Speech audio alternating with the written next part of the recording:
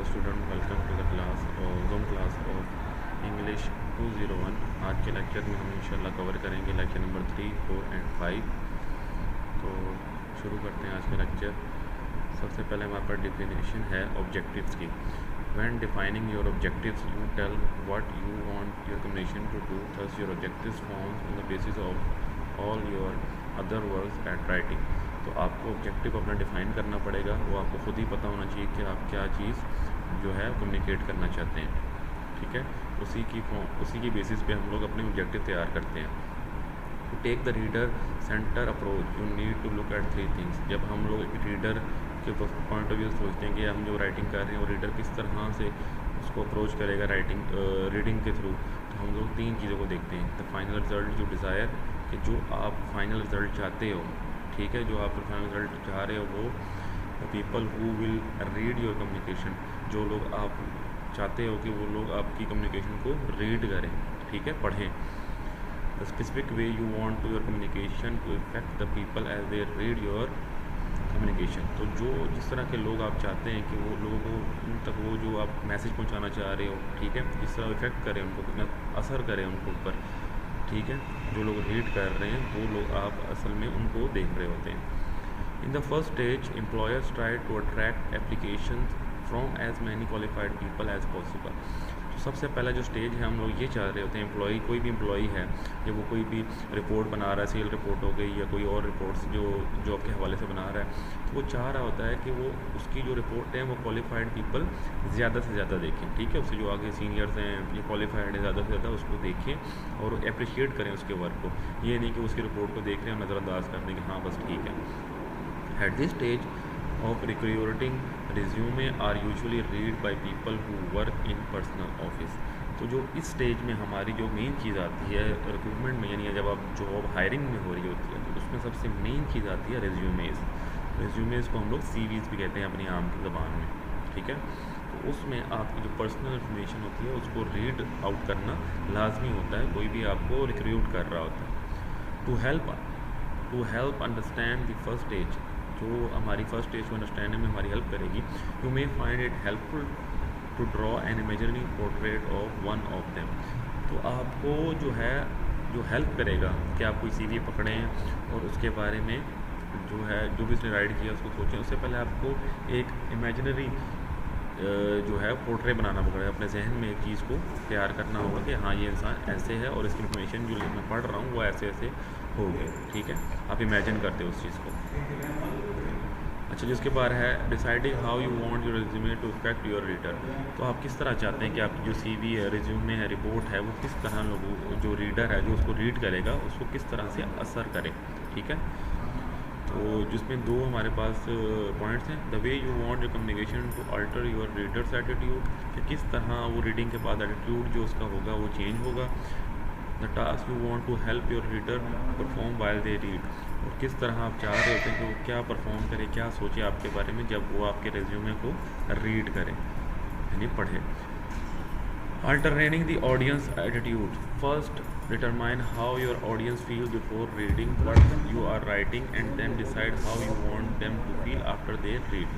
सबसे पहले आप लोग ये सोच लें, इस चीज़ को पक्का कर लें कि आपकी ऑडियंस क्या है, वो किस चीज़ को रीड करना चाह रही है, ठीक है। फॉर एग्जांपल आप जॉब पे जा रहे हैं तो आपको पता होना चाहिए क्वालिफिकेशन उसमें क्या है और वो रिक्वायरमेंट्स उनकी क्या क्या है, वो कौन से कोर्सेज मांग रहे हैं, कौन सी डिग्री मांगने चाह रहे हैं, ठीक है, जॉब की जेडी क्या है, तो वो आपको पता होना चाहिए, क्योंकि उसके बाद ही आप डिसाइड कर पाओगे कि जो आपके रेज्यूमे है उसको पढ़कर जो पढ़ने वाला है वो क्या फील करेगा। How ever your readers attitude before they read anything is neutral towards you. तो ये आप ध्यान में रखें कि जब तक आपका रेज्यूमे किसी ने पढ़ा नहीं होगा उससे पहले वो आपके बारे में न्यूट्रल ही सोचेगा, यानी कि वो कुछ भी नहीं सोच रहा होगा, वो आपको एक आम पर्सन ले रहा होगा जिसने जॉब के लिए अप्लाई किया या रिपोर्ट वो दे रहा है, ठीक है। उसका जो एटीट्यूड है वो आपकी तरफ तब चेंज होगा जब वो आपका रिज्यूमे पढ़ लेगा, ठीक है। अच्छा होगा तो उसका मूड अच्छा होगा, जब बुरा होगा तो वो उसमें खामियाँ होंगी तो वो जाहिर बात है उसका मूड जो एटीट्यूड है वो ख़राब होगा आपकी तरफ। Altering the employees attitude, as common sense will tell you your employees will not hire people who are capable, ठीक है। तो कॉमन सेंस है कि अगर आप केपेबल हैं तो आपको हायरिंग ज़रूर मिलेगी। Application must be able to perform the task assigned to them. तो जो भी एप्लीकेशन सेंड करते हैं जॉब के हवाले से, उनको वो टास्क परफॉर्म करना पड़ेगा, जो भी उनको असाइन किया जाएगा, जो भी उनको टास्क दिया जाएगा उनको वो करना होगा। Responsible applicant must have trustworthy enough to benefit the organisation. ठीक है, तो जो भी जॉब के लिए अप्लाई कर रहा हो इंसान, तो उसका इतना यकीन होना चाहिए अपने आप पर, उसको ट्रस्ट होना चाहिए अपने आप पे कि वो उस ऑर्गेनाइजेशन में जाके जो काम करेगा उससे ऑर्गेनाइजेशन, डिपार्टमेंट या कोई भी चीज़ है उसको फ़ायदा पहुंचेगा। Pleasant applicant must be able to interact compatibly with other employees. तो आपका अखलाक कैसा है, जो लोग आपके साथ काम कर रहे हैं या वहाँ पे ऑफिस बॉय है, कोई भी है, उनका आपका अखलाक भी अच्छा होना चाहिए। ठीक है, ये 3 पॉइंट हमारे पास थे। ठीक है, इस जो अल्टरनेटिंग एम्प्लॉयज़ एटीट्यूड है। उसके बाद आता है while reading your resume your reader primary task to get the answer the following question. जब आप एक रेज्यूमे को रीड कर रहे होंगे, ठीक है, एक सीवी को रीड कर रहे होंगे, तो आपको कौन से जो सवाल हैं अपने माइंड में रखने हैं। What exactly does the person want to do. ठीक है, कि क्या वो बंदा चाह रहा है करना, या उसकी जो अकम्पलिशमेंट है वो क्या बता रही है आपको। What kind of education does the person has for the job. तो जो जॉब वो अप्लाई कर रहा है उसके लिए जो है उसके पास एजुकेशन इनफ है या उससे ज़्यादा है कि नहीं है। ठीक है, what experience does the person has in the form of similar job. तो जो जॉब आप ऑफ़र कर रहे हैं उस जॉब के से मिलते जुलते उस बंदे का एक्सपीरियंस क्या है, उसने पास्ट में कौन कौन सी जॉब की हैं जो सीवी में लिखी हुई हैं, और वो आपके जो आप जॉब ऑफ़र कर रहे हैं उसके साथ मिलती हैं या नहीं मिलती। What other activities has the person engaged in which have helped him is prepare for this job। तो उसकी एक्टिविटीज़ यानी कि उसकी कौन से उसने कोर्सेज़ किए हैं, या उसके अलावा उसकी क्या हैबिट्स हैं जिसकी वजह से वो इस जॉब को अच्छी तरह प्रिपेयर कर पाएगा, या इस जॉब के हवाले से वो बेहतर कैंडिडेट होगा। How can I get more information about the person qualification. और किस तरह मैं और जान सकता हूँ जो उसने लिखा है उसके बारे में, मैं और कैसे जान सकता हूँ जो उसने पढ़ाई की है या जितना उसने अचीव किया। दूसरा पॉइंट है हमारे पास planning. When you plan you decide what to say and how to organise your material. तो जब आप कोई चीज़ प्लान करते हैं तो आप सबसे पहले डिसाइड करते हैं कि क्या आप बताना चाह रहे हैं, और जो मटेरियल आपके पास मौजूद है, यानी कि जो आपकी जितनी भी आपका एक्सपीरियंस है, जितनी भी आपकी एजुकेशन है, वो क्या क्या है, उसी को आप प्लान करके एग्जीक्यूट करते हैं और अच्छे वे में उनको प्रेजेंट करते हैं ताकि अगले को पूरी बात समझ आ सके आपकी। अगला जी टॉपिक है हमारे पास organising the material. When planning a communication you need to decide not only what will you say but also how will you organise your material. तो जब आप किसी से कम्युनिकेशन करते हैं तो सिर्फ आपको ये नहीं डिसाइड करना कि आप क्या कहने वाले हैं, बल्कि आपको ये भी चीज़ देखना होगा कि उस जो आप कहना चाह रहे हैं उनको सपोर्ट में आपके पास क्या क्या मटेरियल है। ठीक है, वो किसी भी फॉर्म में हो सकता है। ठीक है, जैसे कि स्लाइड्स होती हैं उसमें आप प्लान कर सकते हैं, या किसी आपके पास कोई फैक्ट्स एंड फिगर्स हैं उसके हवाले से आप उनको ऑर्गेनाइज करते हैं मटेरियल्स को, ताकि कम्युनिकेशन में आपको एज आ एविडेंस हेल्प कर सके। Some individuals choose to organize a sustainable part of their resume around their accomplishment and abilities. Such a resume is called functional resume। तो जो भी CVs या resume हैं जिनमें उन्होंने अपनी accomplishment और abilities को ज़्यादा जाहिर किया होता है, ठीक है, जो उन्होंने पढ़ा होता है और जो उन्होंने आप कह सकते हैं कि अचीवमेंट्स किए हैं, यानी कि कोई पोजीशंस ली हैं, कहीं पे स्कॉलरशिप ली है, या कोई डिग्री होल्डर है अच्छे नंबरों से, या उन्होंने कोई कोर्सेज़ किए हैं अच्छे काफ़ी अच्छे लेवल पे, तो वो उनको अगर हाईलाइट ज़्यादा करता है तो उनको रिज्यूमे को, उन सीवीज़ को हम लोग कहते हैं functional resume, because it is emphasizes the function and task mission can perform। तो उसमें हमारे पास क्या आता है, हमारे पास प्रैक्टिकल चीज़ आ जाती है कि उन्होंने ये अकॉम्प्लिशमेंट हासिल किया, फर्स्ट सेकंड थर्ड पोजीशन आई है उस चीज़ में, या उन्होंने क्या नाम अच्छे नंबर मारे, तो वो उनका प्रैक्टिकल लाइफ में हमें एग्जांपल मिल जाती है कि उन्होंने ये काम करके दिखाया है, जिसकी वजह से वो कोई भी अगर उनको टास्क उसके रिलेटेड दिया जाएगा तो वो बेहतर परफॉर्म कर पाएंगे। अच्छा जी, अगला पॉइंट है drafting. When you draft your transfer your plans, notes, outlines and ideas into communication. तो जो भी आपका प्लान्स हैं उसको अगर आप आउटलाइन करते हैं या नोट की शक्ल में लिखते हैं तो उसको हम लोग ड्राफ्टिंग कहते हैं। For your resume that you create at work. जो भी हम लोग सीरीज़ बनाते हैं अपने काम के दौरान, you must not only draft a prose but also draft the design the visual appearance of your message. तो जो ड्राफ्ट है उसके अंदर ये नहीं कि जो आपके पास है उसने आपने लिख लिया। ड्राफ्ट के अंदर ये पॉइंट मेन होता है कि किस तरह आप उसको रिप्रेजेंट कर रहे हो, किस तरह वो पेज के ऊपर या स्लाइड के ऊपर शो होगा। तो ठीक है, उसकी डिज़ाइनिंग होगी, उसका विजुअल अपीयरेंस यानी कि वो किस तरह दिखेगा, तो उसकी जितनी भी डिज़ाइनिंग या फॉन्ट वगैरह ये चीज़ें हैं तो किस तरह अपीलिंग होगी, ये आप ड्राफ्ट के अंदर करते हैं। उसके बाद आता है drafting the prose. While you draft the prose of your resume, यानी प्रोज का मतलब है कि जो भी आपने अकॉम्प्लिमेंट किए, जो भी आपके वर्क पॉजिटिव पॉइंट्स हैं वो अगर आप हाईलाइट करते हो। Keep in mind your imaginary portrait of your reader, तो आपने ये भी अपने जहन में एक इमेज बना लेनी है कि जो भी बंदा आपकी रेज्यूमे को पढ़ेगा। Remember that your purpose is to enable those people to locate the answer to their question related to you. तो आपने कोशिश करनी है कि आप उस डिज़ाइन से उसी तरह लिखें और उस तरह अपने पॉजिटिव पॉइंट्स क्लियर करें कि जो भी रीडर है, अगर उसके दिमाग में कोई क्वेश्चन आएगा, आप अपने माइंड में इमेजिन करें एज अ रीडर जो क्वेश्चन आपके आ रहे हैं, तो आपने अपने रेज्यूमे को इस तरह बनाना है कि आप उनके जो आंसर हैं वो आसानी से आपके रेज्यूमे CV से उनको आसानी से मिल जाएं। अच्छा जी, उसके बाद आपने सारा रीड आउट कर लेना है, इतने इंपॉर्टेंट पॉइंट्स नहीं है, हम बस सिर्फ मेन टॉपिक्स को हाईलाइट करेंगे। उसके बाद पॉइंट है हमारा इवैल्यूएटिंग एंड रिवाइजिंग। ठीक है, revision literally means to see again. Revision का मतलब है कि दोबारा से आप जो भी आपने पढ़ा है, जो भी आपने याद किया, जो भी आपने चीज़ बनाई है उसको दोबारा देखना। तो look at something for fresh critical perspective. ज़ाहिर बात है, जब आप एक काम कर लेते हैं उस वक्त आपका जो माइंड सेट होता है वो अलग होता है। जब आप उसके बाद अगले दिन या कुछ दिनों बाद या कुछ घंटों बाद जब दोबारा देखते हैं तो आप ज़ाहिर बात है उसको एक फ्रेश होकर देखते हैं, एक फ्रेश माइंड सेट के साथ देखते हैं और उसमें से गलतियाँ तलाश करने की कोशिश करते हैं और जो भी आपने रिज्यूमे बनाया या कोई भी रिपोर्ट है आपकी उसको बेहतर करने की कोशिश करते हैं। तो रिवीजन बहुत इंपॉर्टेंट है इस लिहाज से।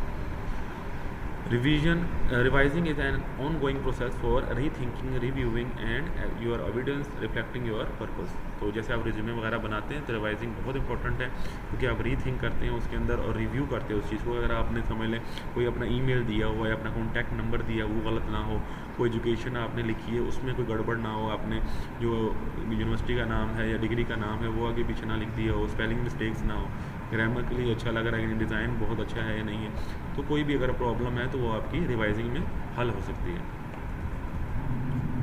उसके बाद हमारा लेक्चर नंबर 3 कंक्लूड हो गया। यहाँ पे हमारा लेक्चर नंबर 4 शुरू होता है, ऑडियंस एनालिसिस, यानी ऑडियंस की क्या राय होती है, ठीक है, उनकी क्या बातचीत होती है।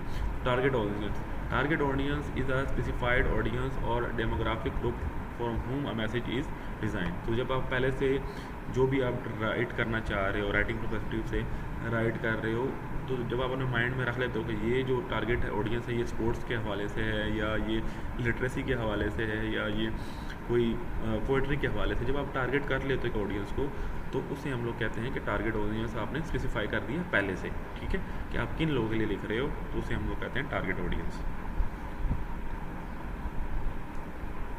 A mixed group of audience may be used based on expert, technician, manager, analyst। तो अगर ग्रुप मिक्स ग्रुप बनाएंगे तो उसमें हो सकता है कि कुछ लोग एक्सपर्ट हों, कुछ टेक्निकल चीज़ें कर रहे हों, कुछ मैनेजर हों और कुछ ले पर्सन हों। Targets your audience bye defining audience type, characteristics and level of expertise. तो जब आपने टारगेट करना है अपने ऑडियंस को तो आपने 3 पॉइंटों को अपने जहन में रखना है कि आपकी ऑडियंस की टाइप किस तरह है, ठीक है, कितने वो पढ़े लिखे हैं या किस तरह का वो रिएक्ट करते हैं चीज़ों को, उनकी कैरेक्टरिस्टिक्स क्या हैं, ठीक है, उनका एटीट्यूड क्या होता है रीडिंग थ्रू द वर्ड्स, उनका लेवल ऑफ एक्सपर्टीज़ क्या है, यानी कि उस जो भी आप टॉपिक सेलेक्ट कर रहे हो, स्पोर्ट्स है, पोइट्री है, उनमें उनका लेवल क्या है, तो उस लेवल के हिसाब से आप अपनी जो राइटिंग है उसको शेप करते हो। People to read technical documents for different reasons and reader have varying levels of technical expert. To be effective technical writing must target an audience और ऑडियंसेस। जो टेक्निकल राइटिंग होती है, जो टेक्निकल डॉक्यूमेंट्स होते हैं, उनकी जो हमारा ऑडियंस होती है वो बहुत कम होती है, ठीक है, तो उस हिसाब से आपने उसको देखना है कि आप किस हवाले से, क्या वजह है आपकी लिखने की और जो रीडर है उनका लेवल क्या है उस चीज़ में, ठीक है। जैसे आज AI का दौर है तो AI दौर के बारे में हम जो लिखेंगे तो आपने देखना है कि पाकिस्तान में कितने % जो हैं वो इस चीज़ को फॉलो कर रहे हैं, ठीक है, तो उस लिहाज से आप लिखोगे ताकि जो जनरल ऑडियंस है आपके पास ज़्यादा से ज़्यादा आ जाए। Target your audience bye defining your audience type and the level of coverage. तो जो आप टारगेट करना चाह रहे हो ऑडियंस, तो सबसे पहले आपने आपको खुद को भी देखना है कि आप किस लेवल पर लिखते हैं, ठीक है, और क्या आपकी जो टाइप है ऑडियंस की, यानी जो आपने अगर पहले लिखाई की हुई है तो आप किस टाइप की लिखाई कर रहे हैं, ठीक है, तो उसका होना ज़रूरी है। तो आप मिक्स जो राइटिंग है वो नहीं कर सकते कि आपने किसी चीज़ के लिए लिखा, आप दूसरी चीज़ किस लिए लिखा, यानी आपने पहले स्पोर्ट्स के लिए लिखा, फिर आप पोइट्री कर रहे हो, फिर आप उसके बाद जो है लिटरेचर के ऊपर चले गए, तो ऐसा नहीं होता। आपने अपनी एक्सपर्टीज़ देखनी है कि इसमें आप बिगिनर हैं या आप इसमें एक्सपर्ट बन चुके हैं या नहीं बन चुके, उस लिहाज से आपने अपनी ऑडियंस को भी टारगेट करना है। Writing for experts, distinguish between two types of experts, general experts और स्पेसिफिक एक्सपर्ट्स। दो तरह के हमारे पास एक्सपर्ट्स होते हैं, एक जर्नल होते हैं और एक specific. Journal experts possessive extensive knowledge about a field in journal, but they might be unfamiliar with particular technical terms, specific documents, or research advance in your document subject matter. Specific experts, on the other hand, share more surpass your knowledge about your document subject. तो जो हमारे पास normal people होते हैं जिनके पास यानी कि enough knowledge होता है, लेकिन उनको उस फील्ड में जो है वो नॉर्मल सी एक्सपर्टीज़ है उनकी, वो आपको जो है वो टेक्निकल टर्म्स हो गई या स्पेसिफिक उनको उससे बारे में ना पता हो, उन्हें हम जर्नल एक्सपर्ट कहते हैं। यानी कि जो आम लोग होते हैं जिनको आम पता है, ठीक है, उनको हम जर्नल कहेंगे। जो हमारे एक्सपर्ट हैं, जो जिनको आपसे भी ज़्यादा पता हो, उन्हें हम लोग कहेंगे स्पेसिफिक एक्सपर्ट, ठीक है, जो आपकी नॉलेज को भी सरपास कर लें, यानी आपकी नॉलेज से ज़्यादा नॉलेज रखते हैं। Audience use of document, expert read technical and scientific document for variety of purpose. तो जो हमारी ऑडियंस है वो टेक्निकल और साइंटिफिक डॉक्यूमेंट्स को किस लिए पढ़ती है या किस लिए यूज़ करती है उन डॉक्यूमेंट्स को। To maintain and expand their own general expertise, तो वो अपने आप की जो उनकी अपनी एक्सपर्टीज़ है उनको निखारने के लिए, उनको बढ़ाने के लिए भी पढ़ते हैं। To obtain specific answer to their own research and writing, जब वो रिसर्च कर रहे होते हैं या लिख रहे होते हैं तो उनको कुछ सवालों के जवाब चाहिए होते हैं, तो वो भी वहाँ से उनको मिल सकते हैं। To evaluate a documents technical और साइंटिफिक कंटेंट, तो वो जो भी आपने राइटिंग की है उसमें से टेक्निकल चीज़ें या साइंटिफिक चीज़ें निकालना चाह रहे हों तो वो पढ़ सकते हैं। अब आपकी आई थी स्ट्रेटजीज़ फॉर राइटिंग, जो भी आपके प्लान्स होते हैं उनके बारे में पढ़ेंगे, ठीक है, टेक्निकल राइटिंग के लिए। Keep introductions and background information brief, ठीक है, जो भी आपकी इंट्रोडक्शन होगा उसको आपने जो है वो ब्रीफ करना है, यानी कि अच्छी तरह से समझाना है, उसको शॉर्ट नहीं करना। और बैकग्राउंड इन्फॉर्मेशन यानी कि उस चीज़ की जो हिस्ट्री है, ठीक है, वो आपने अच्छे से जो है वो प्रेजेंट करनी है, अच्छे से लिखनी है। मेक इन्फॉर्मेशन एक्सेसिबल, ठीक है, आप इतना लिखें ताकि वो जो भी इन्फॉर्मेशन है उसको आसानी से हासिल हो सके। प्रोवाइड शॉर्ट डेफिनेशन और एक्सप्लेनेशन ऑफ अनफेमिलियर टर्म, तो आपने उनमें देखना है कि ऐसी डेफिनेशन या ऐसी चीज़ जो आम आवाम को नहीं पता होती, उसकी आपने छोटी छोटी डेफिनेशन दे देनी है ताकि आवाम उस चीज़ को एज अ न्यू लर्निंग लें, ठीक है, और उनका इंटरेस्ट है वो बढ़ जाएगा। टूल्स, डिवाइसेस और प्रोसीजर, तो कोई भी इनमें टूल हो सकता है, डिवाइस हो सकती है, या कोई भी प्रोसेस हो सकता है जो आवाम को पहले से उनमें फेमिलियर नहीं है, यानी कि वो आम पब्लिक में इतना जो है वो पॉपुलर नहीं है वो चीज़, ताकि आप वो लिखेंगे और आप उनको अच्छे से प्रेजेंट करेंगे शॉर्ट डेफिनेशन से, तो उनको उस चीज़ में हेल्प होगी और उनका इंटरेस्ट डेवलप होगा। Managers read technical and scientific, जो मैनेजर्स होते हैं वो साइंटिफिक और टेक्निकल डॉक्यूमेंट्स को किस लिए यूज़ कर सकते हैं। To aid in making decision, वो अपने जो फैसला ले रहे हैं उसमें उनको हेल्प कर सकता है। टू असेस करंट सिचुएशन, जो भी मौजूदा हालात हैं उनमें उनकी हेल्प कर सकता है। To maintain their general level expertise, वो अपनी जो उनके पास जो एक्सपर्टीज़ है उनको बढ़ाने के लिए पढ़ सकता है। To evaluate project and employees, वो कोई भी प्रोजेक्ट में इस्तेमाल कर सकता है और अपने एम्प्लॉयज़ के हवाले से भी उनको यूज़ कर सकता है, ठीक है। फिर हमारे पास है audience journal use of document, तो ऑडियंस किस तरह ये जो हमारे डॉक्यूमेंट्स उनको यूज़ कर सकती है। रिक्वायर इन्फॉर्मेशन, ठीक है, कोई किसी तरह भी इंफॉर्मेशन जो चाहिए उनको वो ले सकते हैं, उससे मालूमात ले सकते हैं। टू हेल्प मेक डिसीजन, वो भी फैसला करने में उनको हेल्प कर सकता है। To learn how to do something, और कोई भी चीज़ सीखने में उनको हेल्प कर सकता है आपका document. If the reader has had passed negative experience with you और योर ऑर्गेनाइजेशन, अगर कोई भी रीडर है, कोई भी पढ़ने वाला है, अगर उसका पिछले यानी पास्ट में जो है आपके साथ एक्सपीरियंस अच्छा नहीं रहा, ठीक है, और या आपकी ऑर्गेनाइजेशन डिपार्टमेंट जो है जो उसके साथ अगर उसका एक्सपीरियंस अच्छा नहीं रहा, the document should include extensive information, तो आप कोशिश करें कि जो भी आपका डॉक्यूमेंट है उसमें ज़्यादा से ज़्यादा आप चीज़ों को एक्सप्लेन कर सकें, ठीक है, ताकि उनका जो नेगेटिव रिव्यू था वो क्लियर हो सके। Of your conclusion and recommendation to create trust and establish credibility, तो ये क्रेडिबिलिटी की आपकी डेफिनेशन भी आ जाती है इसमें, ठीक है, आगे जाके हम पढ़ेंगे। तो उससे क्या होता है कि अगर आप एक्सप्लेन करेंगे चीज़ों को अच्छी तरह से ठीक है। तो जो भी आप चीज़ रिकमेंड कर रहे हो तो उससे क्या होगा, उसका ट्रस्ट दोबारा से आपसे बिल्ड हो सकता है। ठीक है कि हाँ जी ये चीज़ गलत हुई थी या मुझे गलत लगी थी, तो ये किस लिए गलत लगी थी, तो वो उस चीज़ को उसको क्लियर हो जाएगा। ठीक है, तो फिर वो नेगेटिव नहीं सोचेगा, फिर वो दोबारा से न्यूट्रल में आ जाएगा और दोबारा से आपका वो ट्रस्ट जो आहिस्ता आहिस्ता वो गेन होना शुरू हो जाएगा। उसके बाद हमारे पास लेक्चर नंबर 5 आता है, इफेक्टिव कम्युनिकेशन। ठीक है, सबसे पहले हमारे पास डेफिनेशन आती है कम्युनिकेशन ऑब्जेक्टिव की, determining what your document needs to accomplish to be successful. तो जो आपके डॉक्यूमेंट्स होते हैं उससे आप लोग क्या क्या हासिल कर सकते हो कामयाब होने के लिए, वो डिफ़ाइन करता है वो चीज़। ठीक है, defining objectives have a strong link with the audience analysis covered in the last lecture. जैसा हमने पिछले लेक्चर में पढ़ा था कि जो ऑब्जेक्टिव्स होते हैं वो बहुत ज़रूरी होते हैं कि ऑडियंस के एनालिसिस, यानी ऑडियंस क्या चाहती है आपसे और किस तरह की ऑडियंस है वो। ठीक है, तो ऑब्जेक्टिव हमारे इसमें बहुत काम आता है, जिसे पिछले लेसन में हमने पढ़ा था। What is the purpose of writing documents, तो हमारा जो लिखने का, जो डॉक्यूमेंट्स लिखने का पर्पस क्या है। ठीक है, हमारा मकसद क्या है। Document should be create for explicit purpose और goals that both the writer and the reader would readily agree on. ठीक है, डॉक्यूमेंट उस चीज़ के लिए बनाया जाता है कि जो राइटर है और जो रीडर है वो दोनों उस चीज़ से इत्तेफाक रखते हों कुछ ना कुछ परसेंटेज तक। ठीक है, there are 4 general categories, 4 categories है हमारे पास डॉक्यूमेंट पर्पस की। टू प्रोवाइड इन्फॉर्मेशन, आपको इन्फॉर्मेशन देता है। टू गिव इंस्ट्रक्शन, और आपको मालूमात देता है। To proceed the reader, reader को बेहतर करता है। To enact or prohibit something, कोई भी ना कोई आपको वो अच्छी चीज़ सिखाता है या आपके स्किल में जो है इजाफा कर लेता है। What should you keep in mind while writing document, हमारे दिमाग में क्या होना चाहिए कि जब हम लोग एक डॉक्यूमेंट लिख रहे हों।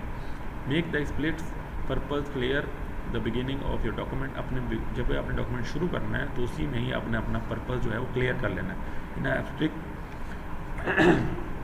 एक्सटेंसिव, समरी, इंट्रोडक्शन और ऑल, हमने क्या करना है, एक समरी लिखनी है, इंट्रोडक्शन लिखनी है पहले, उसके बाद उसको समरी देनी है उस चीज़ की, ताकि वो जो हमारा जो भी हमारा पॉइंट है वो क्लियर हो शुरू में ही।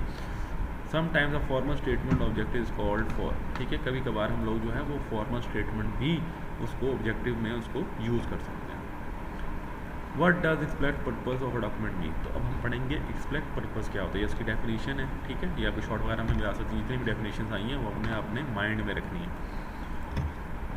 Explicit purpose means the purpose which is clearly stated, ठीक है, जिसमें हम लोग अपना जो भी हमारा मकसद होता है उसको हम लोग क्लियरली जो है वो लिख लेते हैं। एज डिस्कस अर्लियर, जैसे हमें पहले बताया गया, most scientific documents have their principal purpose on one of the following action to give information या इंस्ट्रक्शन। तो जिस तरह हमने पहले पढ़ा कि साइंटिफिक डॉक्यूमेंट्स जो होते हैं वो इसलिए होते हैं कि या तो वो अपनी जो पर्सनल उन्होंने जो एक्सपेरिमेंट्स किए हैं वो बताना चाह रहे होते हैं, या वो कोई इंस्ट्रक्शंस आपको देना चाह रहे होते हैं कि ये चीज़ ऐसे होती है, या इस चीज़ का ये वैल्यू है, या इसका ये पावर है, या इस चीज़ के आप ये करेंगे तो ये होगा। ठीक है, उसके बाद है तीसरा point, to pursue the reader, reader को हेल्पफुल करना।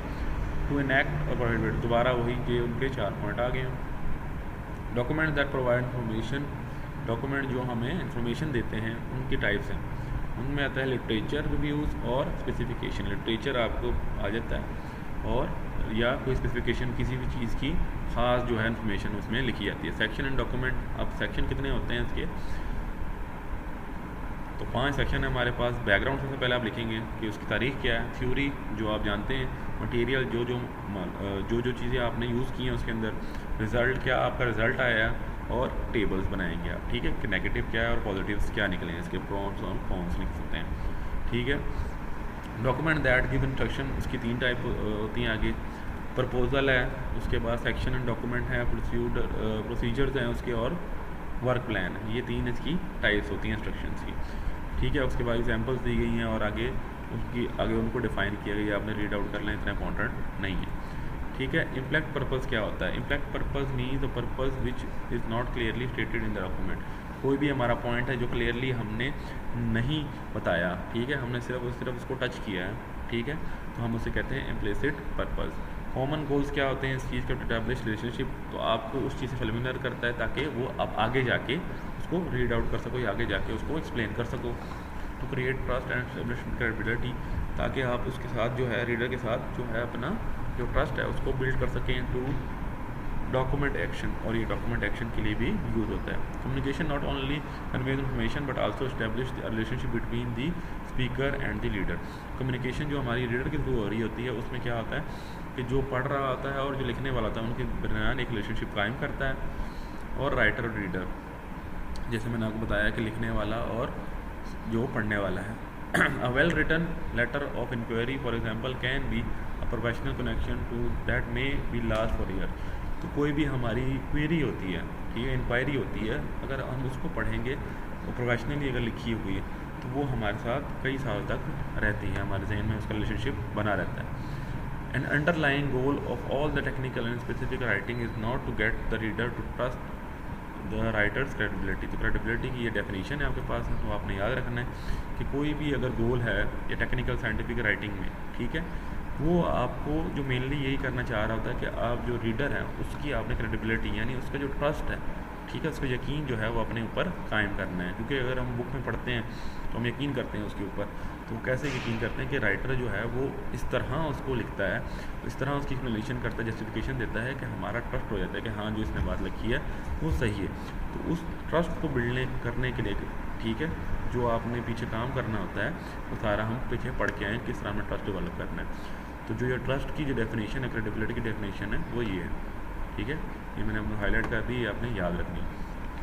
Scientific and technical writing is based on precision.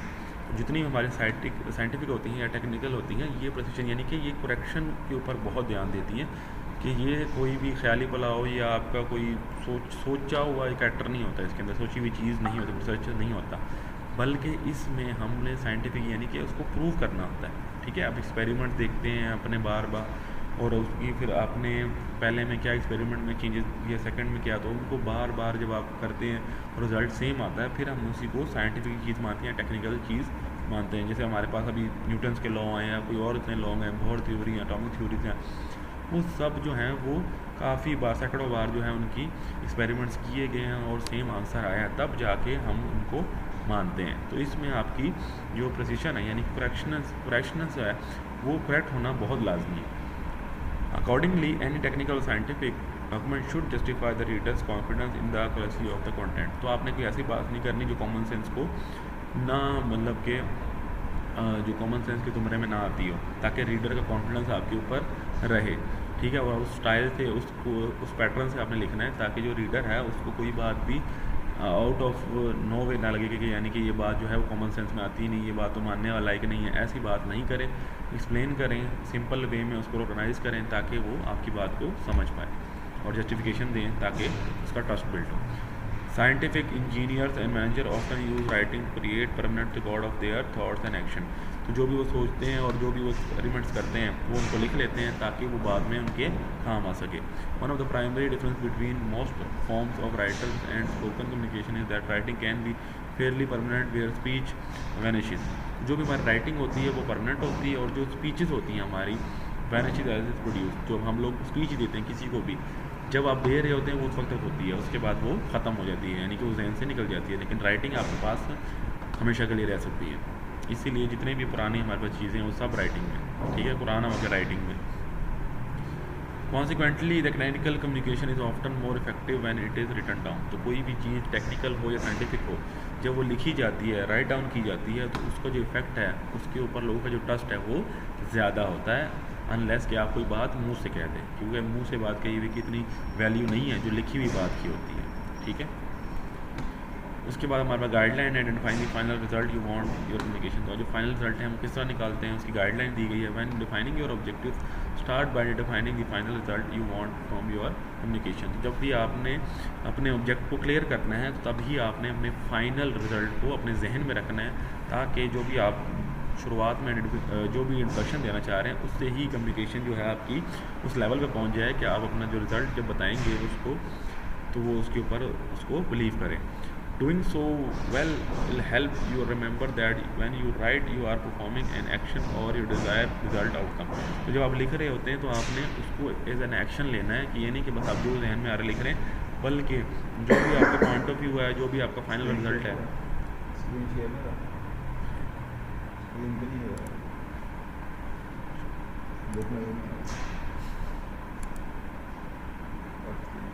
तो